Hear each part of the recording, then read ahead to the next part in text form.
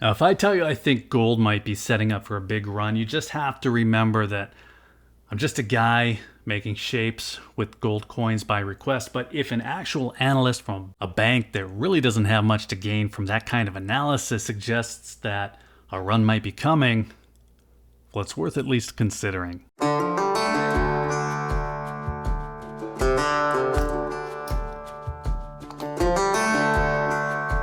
What a difference a week makes. I feel like I've said that before.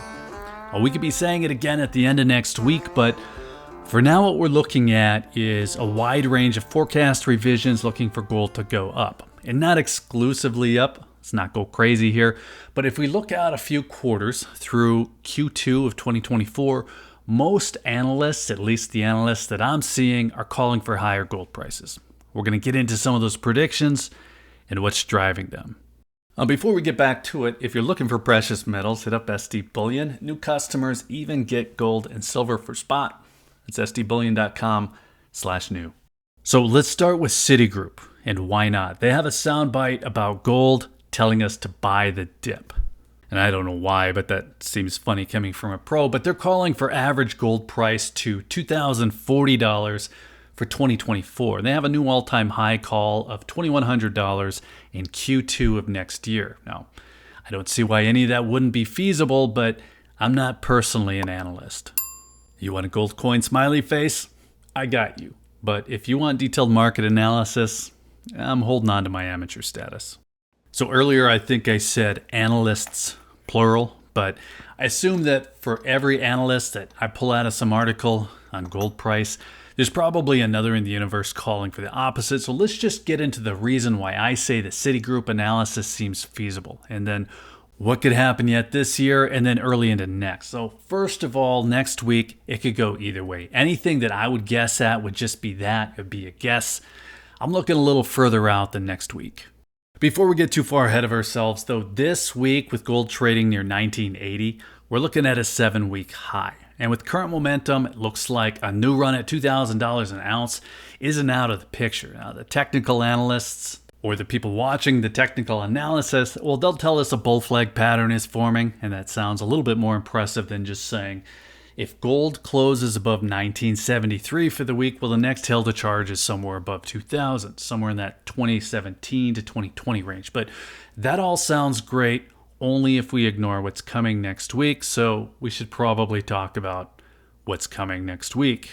Next week, the Federal Reserve makes its next rate decision, July 26th. They decide if they're actually going to end the tightening cycle, which is unlikely, skip a rate increase and continue to wait and see, or choose violence and throw another 25 basis points on the fire. And the CME FedWatch tool, that says it's the last one. 99.8% chance that we're about to see another rate hike. A rate hike is not good for gold price. If by good, we mean that the price will go up, and by isn't good, we mean the price will probably be pushed down. But what we're probably looking at here is a case where a rate hike is already priced in, meaning the discount on gold is already reflected in the spot price. So let's jump ahead again. What we're looking at after the Fed decision is a fresh take on whether the Federal Reserve is done with this tightening cycle. And that's where the bull flag comes in, not necessarily the chart pattern, but the idea that the headwinds will let up once the expectation for more rate hikes lets up. And that could be soon. So when the analysts say that new all-time highs are coming in 2024, we might even be in for a run on gold prices above 2,000 still this year, well, that's where it's all coming from. That we're going to get some kind of new look at Fed policy, whether those are expectations or otherwise. And when we see these dips like we saw 2 weeks ago, where gold dipped a toe into the 1800s, well, we're not the only ones calling those dips. Those pros from the Citigroup, they might be onto something.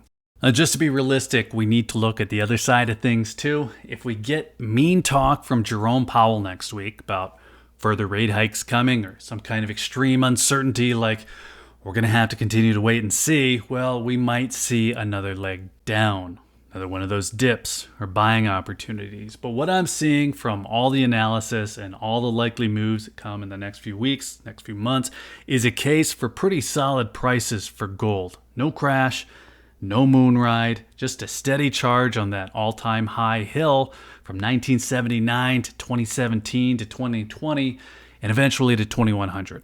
And that all sounds pretty good to me. So if you're holding off for that big crash, you're scrambling to buy ahead of, I don't know, a BRICS summit that Putin can't attend in person, I think it's good to check in on some big bank analysis every once in a while just for a little bit of perspective. Those traders at the metals desks, they're not getting caught up in the forest of clickbait stories. They're just looking at what's actually happening. And what they appear to be seeing is a pretty strong case for gold. Now, I feel like that covers it. I can't tell you what happens next Wednesday, but if you could just squint and take that out of the picture, a new run above $2,000 seems to follow the current momentum. But let us know what you think. Is a rate hike already priced into gold's spot price? You can place your bet, bragging rights only. And then while you're in the comments, you know it's right there. It's the like button. Hit that if you found any of this interesting. Be sure you're subscribed with notifications turned on if you'd like to see more on the topic. And if you're still here, thanks again for watching. I always appreciate your time. Take care.